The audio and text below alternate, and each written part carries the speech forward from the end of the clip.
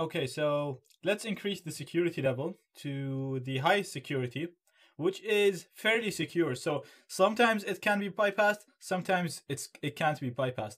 And in this lecture, I'm actually just gonna highlight something for you. So let's try and use the same exploit that we were using before. So if we copy this, and we're gonna turn on our interceptor, and I'm gonna put a normal username and password for this now. And then we're gonna intercept it here and modify it like we did in the previous video.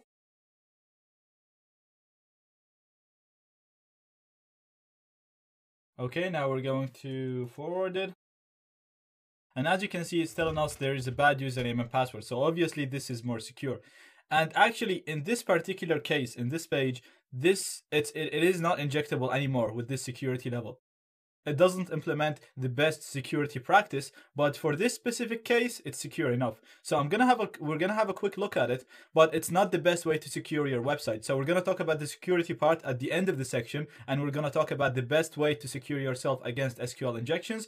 But for now, this is noteworthy to see because it's a quick implementation, and if you know what you're doing, you can fix your problem quickly. Say for example, if you had a problem and you don't have enough time to change the implementation to the most secure way, which we're going to talk about later, then you can just do it this way quickly, just so that you are secure enough until you can implement it and change the code to be more secure. So what they're doing in this page now, this doesn't always secure you 100% again, but it is, in this particular case, it is secure. So this is the code for the login. And right here we have the case 1, which is the arrogant or the security level 1. And here we have the code for security level 5. So you can compare the two codes. The main difference is this select statement. So I'm going to delete everything and I'm just going to keep these two select statements so we can compare them.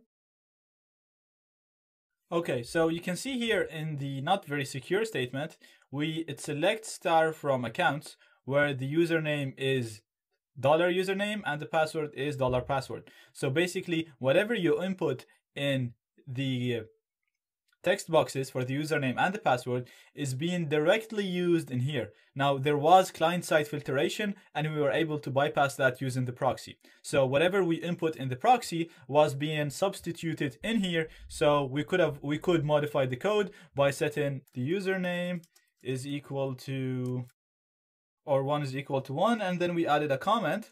So basically what happened in this statement right here, instead of the username, that was substituted. So whatever we put in here was substituted and this value was injected. So this was changed to a quotation and then or 1 equals 1 comment, and all of this was basically ignored. Everything that comes after this was ignored, which made our statement work. So as you can see here, we closed the quote that was already inserted, and then we added or1 is equal to 1, which is a true statement. We put the username is admin, actually. That's what we did.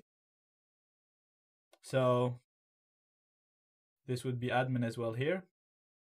So basically it's selecting anything where username is equal to admin and it doesn't care about the password, which was giving us access to the admin account.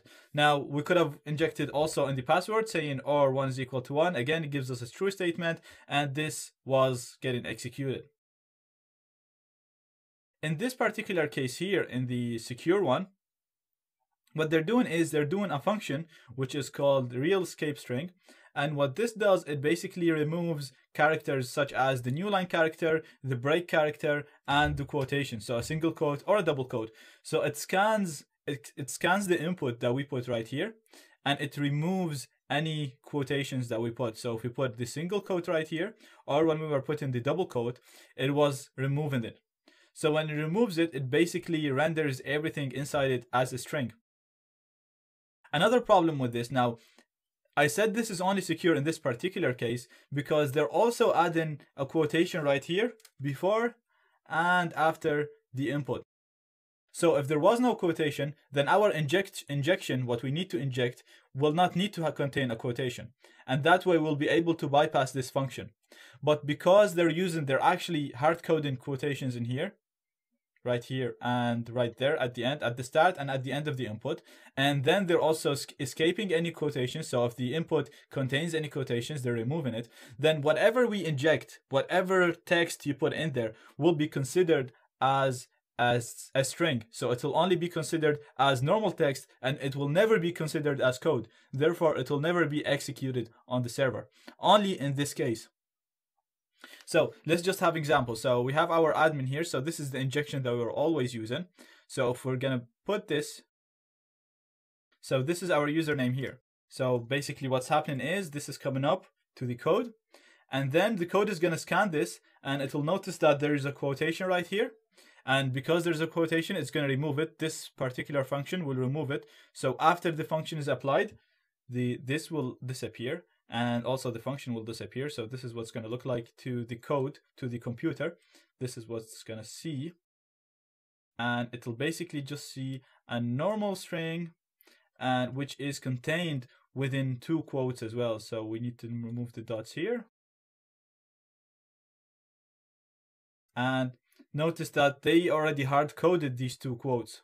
So because of that, our injection will never work. Now, if they didn't include these quotes, if they didn't hard-code them here, if they didn't exist, even though they use the function, this injection will work. But because they use the quotes, whatever that's going to come in inside the quotes will be considered as string. And because they're checking that our input should not contain quotes on the server side, then whatever we put will be stripped out from the quotes, and it'll never be considered as code. Again, this isn't the best way to secure your website. I'll explain the best way at the last lecture of this section, but this is a good way to temporarily secure your website if you didn't have time to implement the proper procedure.